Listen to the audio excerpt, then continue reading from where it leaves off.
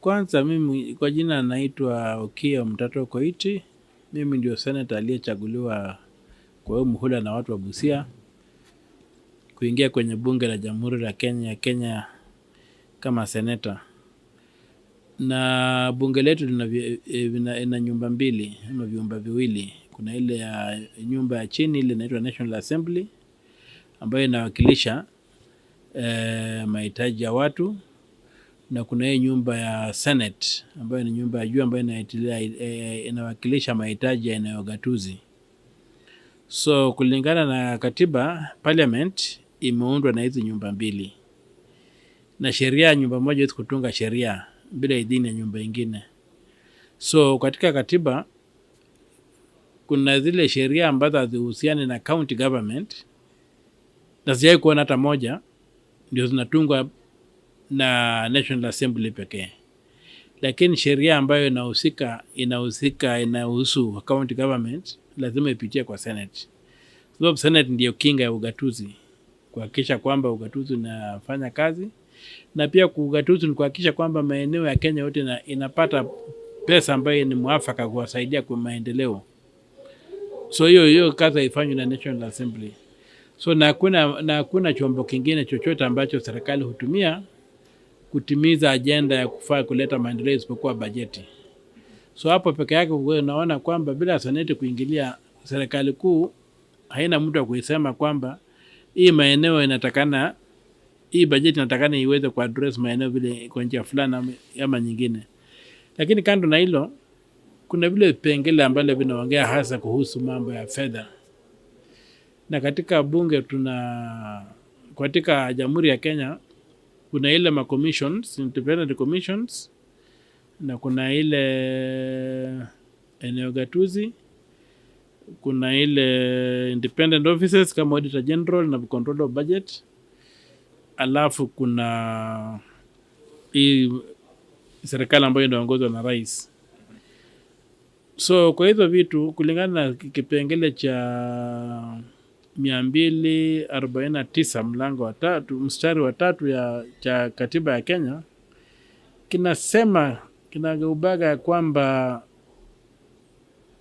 seneti, bunge na katiba inatambua bunge kama seneti na ile nyumba ya wawakilishi.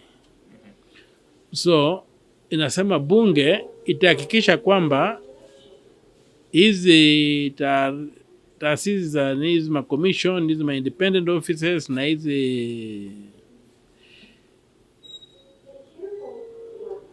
vitu kama county, hivi ma county zinapata ile pesa ambazo zinahitaji kutimiza ama kutekeleza miradi zao ama execute mandate yao. Sasa kama ni bunge inatakana ipatiane hiyo pesa, itakuwaje bunge bunge na maana yake best parliament? Bunge iko na seneti, bunge iko na nyumba ya wawakilishi. Kama ni bunge inatakana itoe hiyo sheria, itakuwaje kwamba nyumba ya wawakilishi pekee ndio inatoa sheria? Na ukiangalia MPs tayari wako na shida, ajao ni CDF. So kila kitu wanafanya wanaangalia CDF. Ni bunge la seneti pekee ndio halina, ndio senators ndio pekee watu wenye hawana kitu ambao wanajigawa kwenye bajeti. So wataweza kuangalia bajeti bila kupendelea, lakini wabunge wanataka watangulia watoe zao. Unaona wamejiongezea CDF mpaka shilingi milioni 200.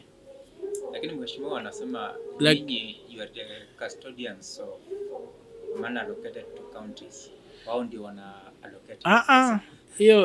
Hiyo iko, lakini money allocated to counties, lakini kuna ile pesa ambayo inapewa tume huru, pesa ambayo inapewa mahakama, pesa ambayo inapewa bunge yenyewe. Hiyo pesa katiba imesema lazima bunge yote iamue. Kama saa hii seneti ndio inasimamia mambo ya makaunti, bajeti ya seneti ikitengenezwa bila sauti ya seneti alafu ifinywe, itakuwa counties zimefinywa. Unaona?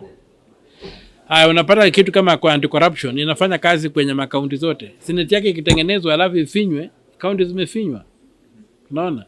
So ni lazima tuhakikishe kwamba hizi bajeti ambazo zinatengenezwa zina uwezo wa kupatia hizi commissions na independent offices nafasi ya kufanya kazi ambayo inatakana.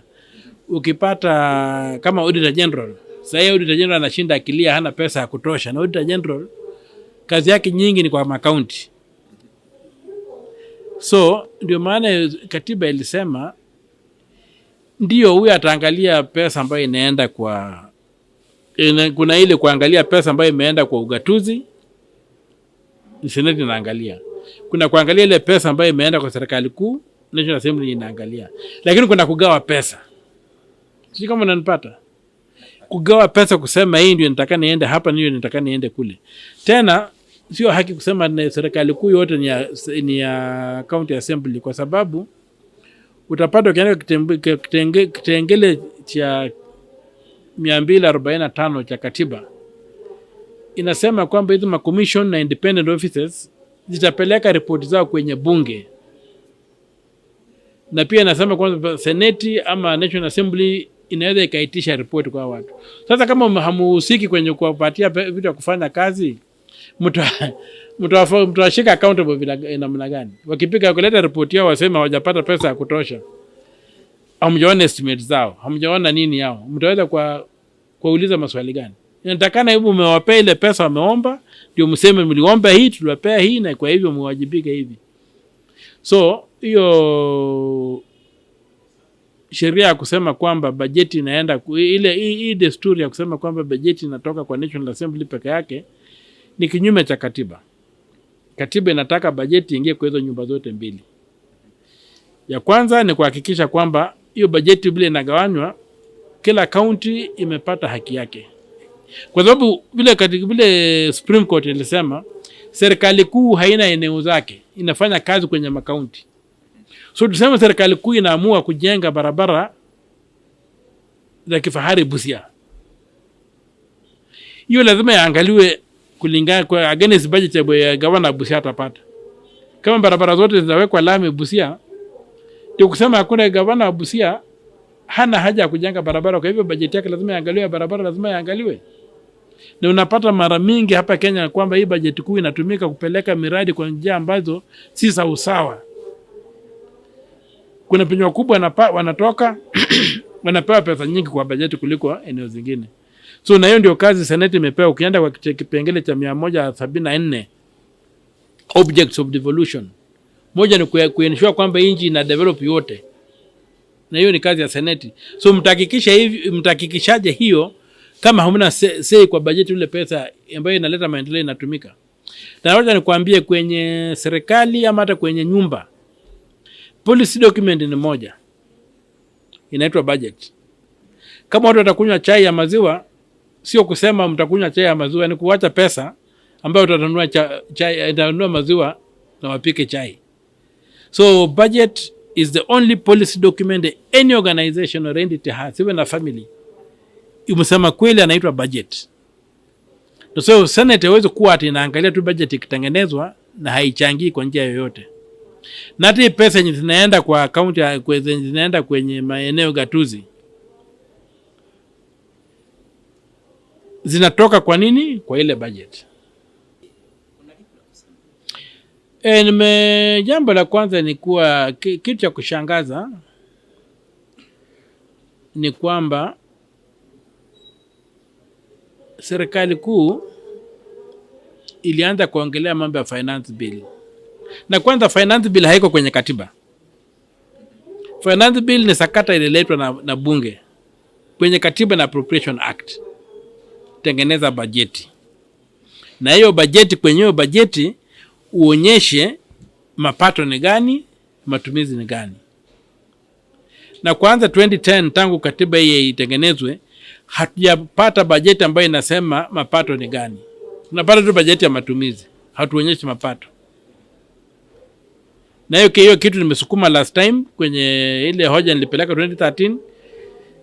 Mahakama kuu haikusema neno lolote kuhusu hiyo jambo. So tuko kwenye mahakama ya upeo, ya rufaa, Court of Appeal. So tunangoja tupewe tarehe kusikiza hiyo, tuone kwamba kwa nini hii bajeti ambayo inatolewa tu wanaficha mapato na wanatangazia tu matumizi, ni bajeti ya aina gani? Kwa sababu inatakana tujue kwamba kama mnaongeza mafuta kutoka 8% ya VAT mpaka 16%, mapato ya serikali natarajia ni mapato gani? Na labda hiyo pesa peke yake inatosha kulipa hiyo bajeti ya serikali, lakini wanaficha mapato. So hata hii mkipigwa hii ushuru na nini, hamjui serikali inatarajia kupata nini. So hiyo ndio ilikuwa hoja ya kwanza. Tutakana tuangalie kwamba tujue kwamba hii bajeti, kwa sababu kienda kwenye katiba kwenye kipengele cha 220 mlango wa kwanza mstari wa A, imeandikwa very clearly that bajeti lazima iwe na upande wa mapato na iwe na upande wa matumizi, ndio iwe balanced. Ndio juu hii budget iko balanced. Lakini ukitoa tu bajeti upande wa mapato peke yake, na unajua bajeti ni sheria. Ikishaakilishwa inaenda kwa bill, inaenda na inapitishwa na bunge, inatoa kidole na president, inakuwa sheria. Hiyo Appropriation Act. So hiyo sheria ndio inafanya kazi. Lakini upande wa mapato sasa hatuna sheria ya kuchangisha pesa kwa wananchi. Tuna sheria ya kutumia hiyo pesa, Appropriation Act, lakini hatuna sheria ya kuambia watu endeni mchange pesa. So kama hakuna idhini ya kusema mnatakana mchange hii pesa kufanya hizi miradi, hii finance bill ambayo inachangisha pesa gani? So natakana kwamba kwanza kwenye ile inaitwa Appropriation Act tuipitishe, tujue ile matarajio ya mapato ni gani na matarajio ya matumishi ni gani. Alafu sasa ndio tuende kwa Finance Act, ambayo na Finance Act sio sheria ambayo ni sheria ya kimsingi. Finance Act ni secondary act, ni ya ku-amend tax law.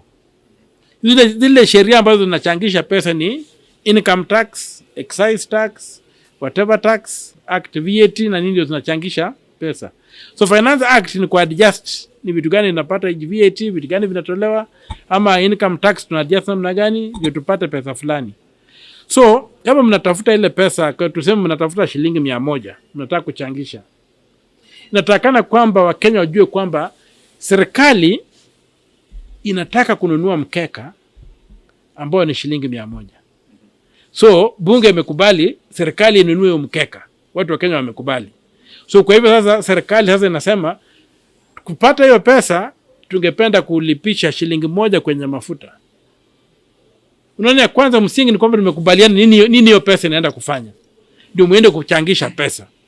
Lakini jambo la kushangaza ni kwamba finance bill imetoka ya kwenda kuchangisha pesa bila Wakenya kuelewana ni nini hiyo pesa inaenda kufanya.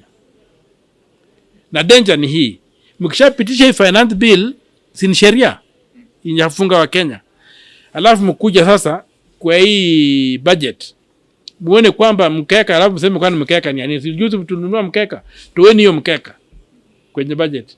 Hiyo shilingi 100 ya mkeka itaenda wapi? Tayari imeshaidhinishwa na bunge itolewe kwa wananchi. So nani vile unafanya hiyo sakata? Tayari niliwapatia masaa 24. Sijaona kama jambo lolote limetendeka, lakini kesho ndio Senate inarudi. Nitaenda kwa speaker nimuuliza ameshughulikiaje hiyo barua. Wasipowajipiga hata Wednesday tutakuwa kotini. Sababu ni jambo la haraka. Na ni muhimu sana tuangalie kwamba hii budget estimates ni nini National Assembly inataka kufanya. Tunataka tuwe na uwezo pia kuangalia kwamba hii mambo ya CDF ni kazi gani inafanya. Unaona? MPs wanajipea pesa, wanaenda wanasimamia miradi, nani anawaangalia. Lazima wakuje kama wanataka kufanya kazi ya serikali ya executive, lazima wakuje waulize maswali na Senate, mlitumiaje hii pesa? Si tukupewa pesa unaanza kutumia kama pocket money au mtu anahesabia pesa kwa mfuko na anasema ameleta basari amefanya nini? Hapana. So ni Senate ndio italeta balance kwenye budget ile itatengenezwa. Tusipofanya hivyo ukweli hautapatikana, kwa sababu wabunge ni kama watu wanapewa hongo kupitia CDF. Wakishafuata CDF hawana haja na jambo lingine. Ile kitu unasikia wakiongea kwa nguvu ni CDF. Hawachangii jambo lingine. Sisi Senate hatuna fund yoyote tunapata kwa budget. Hatuwezi kujipea pesa kwa budget. Kwa hivyo tutakagua hii kitu bila kuangalia ni nini tunapata. Alafu mheshimiwa, umekuwa kwenye Mahakama zijatangaza, one so many in the High Court, one in the High Court, one in the Court of Appeal, decisions that boards of parastatals should be filled competitively.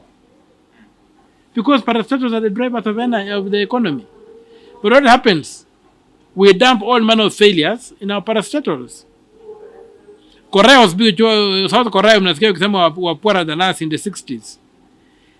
They made use of their parastatals. But sisi tulichukua parastatals kufanya nini? Za kuibia serikali, za kuweka wajinga pale. And then we are not able to move. So we continue being poor. So let us go back to a developmental state and develop this country. Before the market comes in to run it, we must develop it and make it a first world. Just the way China has developed. Hii nini mnaona CBC, China Road Bridge, and it's a parastatal. All these Chinese companies here are parastatals. But they are given to the best managers. They are not given to people who have failed elections. They are not given to hangers-on. They are not given to relatives. They are given to the competent people to run them, and if you mess, you are killed. You see. So why can't we get that same threshold? That the management of our public entities is given to the best people we have. People want to make a name. People want to leave a legacy. Why don't we give them? And they're here. We have put them all over. But when you begin giving them to friends, hangers-on and whatever, then all these people do is to demand the allowances from the MD. And even the same MD is also chosen in a manner that is not merit-based. So those are the things we are dealing with. And that's the struggle we have. And for the Gen Z demos, the ultimate struggle is to implement the Constitution. The ultimate struggle is to implement the Constitution. And that's my message to the General Z, to the General Z, the Generation Z. And also the Generation Alpha coming. The message is we must just implement the Constitution. Like right now, even what we are complaining about is the way the budget is being done and whatever, is the Public Finance Management Act, which has clawed back from the Constitution that is allowing the executive to have these excesses. If we had implemented the Constitution, Chapter 12 on public finance, we could not be having these problems. So, Generation Z, for heaven's sake, beyond the finance bill, demand the total implementation of the Constitution and you will emancipate this country. If your struggle ends with the finance bill, you will be on the streets again next year, and the other year. But if we got the Constitution implemented, we will have one demonstration, and the Alpha generation will not have to go to the streets. Remember, from the days of the Makatelili Wamenza, the young people went to the streets. You got the Haritukus, you got the Mau Maus. So those were young people. Those were the young people of that time taking on the challenge of making the Kenyan state. You found in the 80s the agitation for a new constitution. Those were young people who were agitating for the new constitution. They are now old people. Raila are now old people. But when they were agitating for this thing, they were young people. Then you came to the removal of Section 2A. It was also pushed. And I want to tell you that the history of this country is that what has shaped this country and moved it does not happen in parliament. It happens on the streets of Kenya. It happens outside parliament. That's what eventually shaped this country. And the way you have taken to the streets for me is a very noble thing. This is a time for your generation to be counted. Just like the prophet Joel says, your old men shall dream dreams, but your sons and daughters shall see visions. So let that vision you have for this country be realized. Let Baba and his group, the old men, dream dreams. But for you, see visions for this country and get out. And we want our country back. We want our country back. Gen Z, get it done. Jambo la kwanza ni vizuri kwa sababu hata kwa Biblia, kwa kitabu cha Joel kumeandikwa ati kutakuja wakati roho ya Bwana itashuka kwenye taifa, na wazee wataota ndoto, na vijana vision ni nini? Vijana watakuwa na maono. Sasa tunaona vijana wako na maono. So ndio kusema roho ya Mungu imeshuka kwenye taifa la Kenya. Kwa sababu vijana wameamuka, na sisi wazee tunawapatia ndoto zetu ndio hizi, na hao sasa wako na maono fulani. Na ndio wanasukumana. So hiyo kitu ambayo inatendeka saa hii ni roho ya Bwana. Wachana ile vitu walikuwa nasema ati Mungu alileta Ruto na nini. Sasa ndio Mungu ameshuka. Kusema kwamba watu wangu nimesikia malio yenu, na sasa vijana ninaleta roho yangu iwafungue masikio na macho na nini. And your sons and daughters will see visions, and the old men will dream dreams. So hapa ndio tuko akina sasa akina baba sasa wakati wa ku dream dreams imefika. Na vijana sasa wasukume gurudumu. Lakini sasa tukiendelea ni kwamba hii maandamano ni public participation. Na hii public participation ni total rejection. Hatujawahi kuwa na public participation hiki kiwango. Hata vile baba alikuwa anaita maandamano, ilikuwa inafanyika maeneo zingine kama Central hatu kwa na maandamano. Nakumbuka ilikuwa tu Mombasa, Nairobi, Kisumu, na sometimes Busia ama Kakamega. Sasa ni kila mahali ya Kenya kuna maandamano. Hiyo ndio public participation, na hiyo public participation ni kama referendum kwa hii act imekataliwa. Na jambo la busara ni kuitoa. Na mimi vijana nawaambia waendelee kuwa na amani. Hii mambo ya Occupy, sio kama mnakumbuka 2011 tulikuwa na kikundi yetu kuja kwa Occupy Ongeri. Yule alikuwa ameiba pesa na tukaenda tukafunga ofisi Ongeri kwa wiki moja na kitu. Hapo tukaanza kuona Occupy imetokea New York. Baadaye kaanza mambo ya Occupy, sasa tunaona ndio imefika hapa. Na mimi nafurahi vile inaendelea kwa sababu wanachangia jambo la uchumi, na uchumi ndio roho ya nchi. Na uchumi wetu unaenda vipi? So mimi naomba uendelee hivyo, lakini kwa shida ninaona ni polisi. Kuna polisi maharamia ambao wanatumika vibaya. Na watu wacha niwaambia kwamba hao vijana wanapigania haki zenu. Na hakuna haja ya kujifanya wewe ndio jasiri ama una nguvu gani. Kwa sababu wakati umeshaisha wewe nje kutawaliwa kimabavu. Na wewe polisi ujue kuna makamera, kama ule mwenye amepiga kijana risasi alishika kwenye kamera, ile imebaki ni kupatikana aweke kwenye cell aozee huko. Na mimi askari yote namwambia hiyo ndio kazi yako. Na askari kudili na civilian ambaye hana shughuli na wewe ni kuwa na ile ngao na rungu yako. Ukirushwa mawe unajikinga. Kama kuna kwa watu wanafuruga unaweza kutumia rungu, lakini sio kutumia risasi. Lakini saa hii sioni sababu ya kutumia silaha yoyote. Na pia nataka kuuliza askari, hii kiganjo ilibadilishwa na Embakasi kwa sababu zamani ilikuwa unatoka na ngao na rungu kwenda kulinda usalama, na alafu mna protect wale wenye wanafanya demonstration, mnawasema mnaelewana barabara ndio hii, mtapita hivi. Sio kukuja na matia gas na mabunduki na nini kama mni vita ambao mnapigana. Ukirusha risasi unarushia mtoto wa mtu. Unarushia bwana wa mtu, unarushia mke wa mtu. Hiyo risasi. Na hii damu ikimwagika haitaenda bure. Na ndio sasa mimi naomba askari, na najua wengi hawana hiyo tabia. Kuna askari 2 3 ambao wanachanganyika na umati. Na hao ni askari ambao wanatumwa na wakubwa.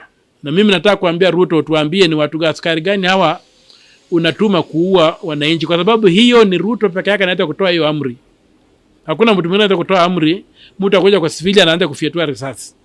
Huyo ni mtu anajulikana na Ruto, anajifanya hawezi akaguzwa na anajua Ruto atamtetea. So mimi naambia bwana Ruto, wacha kutuma askari majangili kuja kuua watu. Wala askari najua hawawezi kufanya hivyo. Hawa askari wa kawaida wako kila mahali hapa Nairobi, hawawezi wakatenda hilo. Na umeona askari wengi wamejizuia. Na lakini kuna wale ambao wanafikiria serikali ya Ruto na serikali yao, kwa hivyo watakufa nayo. Nao ni watu Ruto anajua, na ni watu Ruto anatuma jioni ama wanakaa usiku, wanaelewana waende waue watoto wa wenyewe. Na watu nawaambia wakati wenu umefika. Hamtaua wa Kenya alafu muende free, mtaona cha Mtama Kuni hivi karibuni. Kuna action unaweza wachukulia?